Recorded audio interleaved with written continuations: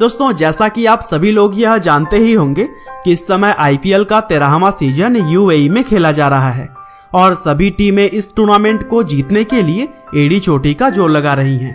और चूंकि corona virus फैलने की वजह से इस बार आईपीएल के मैच बिना दर्शकों के खाली स्टेडियम में ही खेले जा रहे हैं, इसीलिए स्टेडियम के अंदर दर्शक के रूप में सिर्फ टीम से जुड़े हुए कुछ अहम लोग और टीम के मालिक वगैरह ही मौजूद रहते हैं। और बात अगर करें आईपीएल टीमों के मालिकों के बारे में, तो ज्यादातर लोग शाहरुख खान, प्रीति जिंटा और नीता अंबानी के अलावा किसी और को नहीं जानते हैं। इसीलिए आज की हमारी इस वीडियो में हम आपको आईपीएल 2020 के सभी टीमों के मालिकों के बारे में बताएंगे। तो चलिए दोस्तों, अब बिना देर किए इस मजेदार वीडियो को शुरू करते हैं। तो दोस्तों, सबसे पहले हम बात करते हैं आईपीएल की सबसे कामयाब टीमों में से एक चेन्नई सुपर किंग्स के बारे में। आपको बता दें कि इस समय चेन्नई सुपर किंग्स टीम का स्वामित्व Chennai super Kings cricket limited नाम की एक कंपनी के पास है।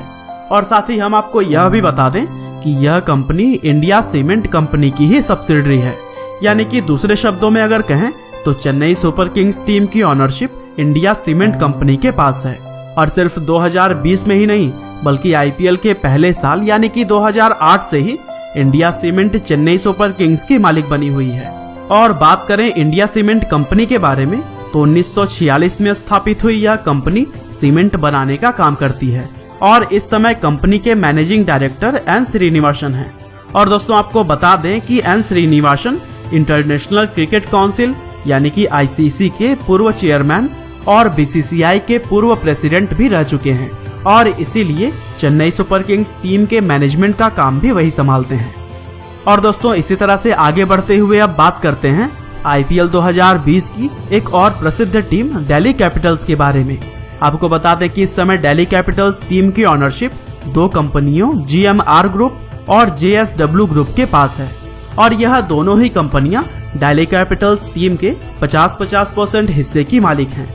लेकिन ऐसा नहीं है कि दोनों ही कंपनियां शुरुआत से इस टीम की ऑनर रही हों, क्योंकि साल 2008 में जीएमआर ग्रुप ने अकेले ही इस टीम को खरीदा था और उस समय इस टीम का नाम दिल्ली डेयरडेविल्स हुआ करता था। और फिर साल 2008 से 2017 तक इस टीम की ऑनरशिप सिर्फ जीएमआर ग्रुप के ही पास रही थी, जबकि साल 2018 में जेएसडब्ल्यू ग्रुप ने 550 करोड़ रुपए की राशि चुकाकर इस टीम का 50% हिस्सा अपने नाम कर लिया था। और अब अगर बात करें इन दोनों कंपनियों के व्यवसाय के बारे में, तो जीएमआर ग्रुप इंफ्रास्ट्रक्चर और जेएसडब्ल्यू ग्रुप स्टील इंडस्ट्री में काम करती है। और दोस्तों, जेएसडब्ल्यू स्पोर्ट्स के director Parth Jindal Delhi Capitals franchise के भी डायरेक्टर हैं और वही आईपीएल की नीलामी व टीम के संचालन जैसे कामों को संभालते हैं।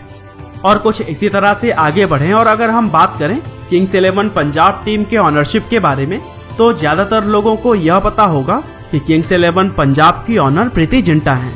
लेकिन असल में ऐसा नहीं है, क्योंकि हम आपको बता दें कि इस समय किंग्स 11 पंजाब टीम के 1-2 नहीं बल्कि 4 मालिक हैं।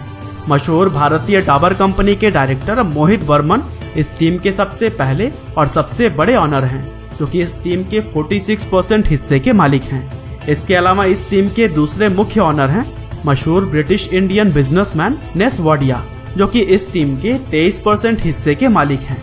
और फिर इसके बाद नंबर आता है बॉलीवुड अभिनेत्री प्रीति जिंटा का, और वह भी इस टीम के 23% हिस्से की मालकिन है। साथ ही प्रीति जिंटा को इस टीम के मैनेजमेंट ग्रुप का चेहरा भी माना जाता है, क्योंकि वह हर साल सिर्फ नीलामी के समय ही नहीं बल्कि हर मैच के दौरान भी वह स्टैंड्स में नजर आती हैं। और इस टीम के चौथे और आखिरी ऑनर एपीजे सुरेंद्र ग्रुप के चेयरमैन करण पॉल हैं, लेकिन इस टीम में उनका हिस्सा मात्र 8% है।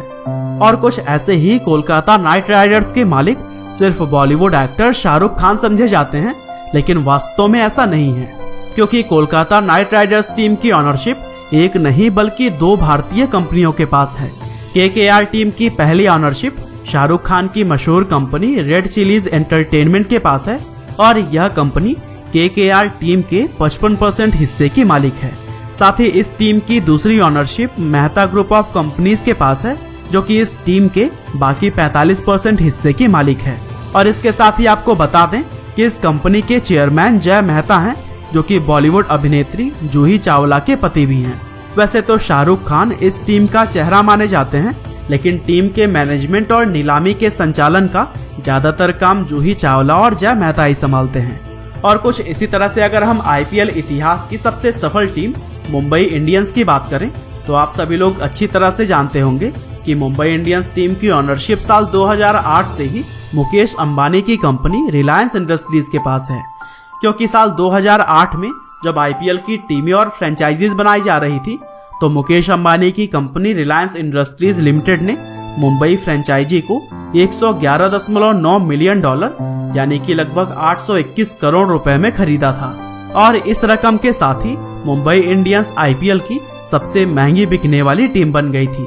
और चूंकि मुकेश अंबानी तो अन्य कामों में व्यस्त रहते हैं, इसीलिए मुंबई इंडियंस टीम के मैनेजमेंट और सभी जरूरी कामकाज को उनकी पत्नी नीता अंबानी और उनके बेटे आकाश अंबानी ही संभालते हैं। और दोस्तों कुछ इसी तरह से आईपीएल टीम राजस्थान रॉयल्स के भी 1-2 नहीं बल्कि 5 ऑनर हैं। और इस टीम की पहली और सबसे बड़ी owner Tresco International Limited company की अमीषा हथिरमनी है, जिनका इस टीम में कुल 44.2% का हिस्सा है। और अमीषा के बाद से इस टीम के दूसरे सबसे बड़े ऑनर हैं इमर्जिन मीडिया लिमिटेड कंपनी के मनोज बडाले, और वह राजस्थान रॉयल्स टीम के 32.4% हिस्से के मालिक हैं।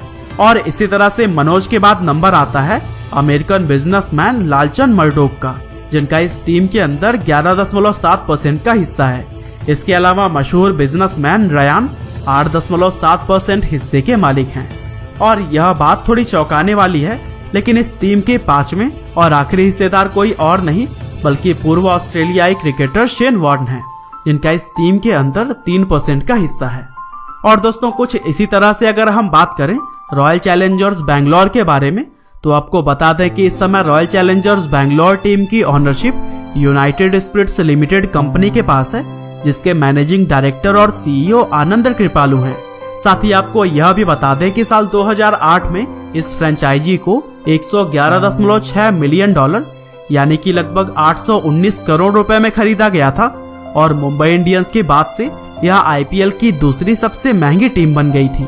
और उस समय यूनाइटेड स्पिरिट्स लिमिटेड कंपनी के चेयरमैन और रॉयल चैलेंजर्स बैंगलोर टीम के ऑनर विजय माल्या हुआ करते थे।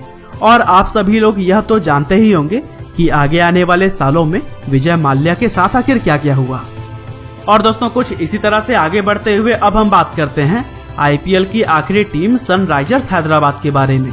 और आपको बता दें कि इस समय सनराइजर्स हैदराबाद टीम की ownership Sun TV network company के संस्थापक कालीनिधि मारन के पास है, और वही इस टीम के इकलौते मालिक भी हैं।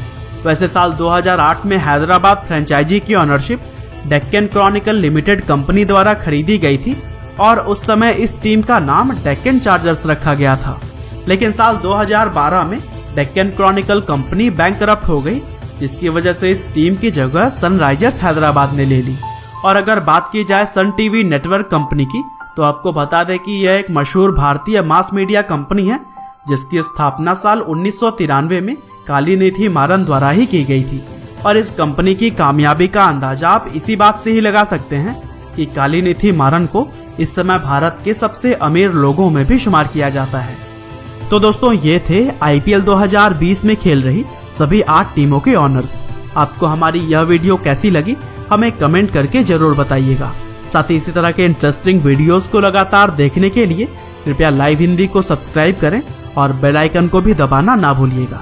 आपका बहुमूल्य समय देने के लिए बहुत बहुत धन्यवाद।